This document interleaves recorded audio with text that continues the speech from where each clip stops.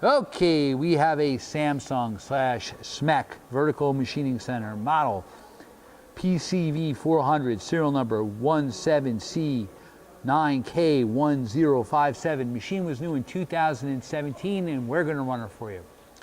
Machine has a FANUC 0i MF control,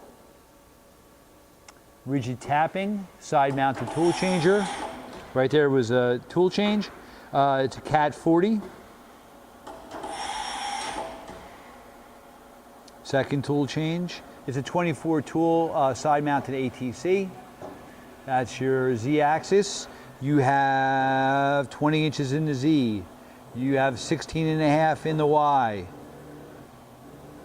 And you have 27.5 in the X.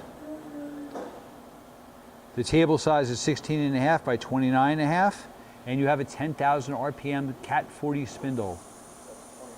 2,500 RPM.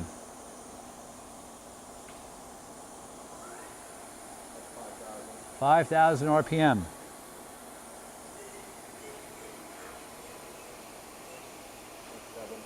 7,000? 7,000 RPM. It's original paint, the machine.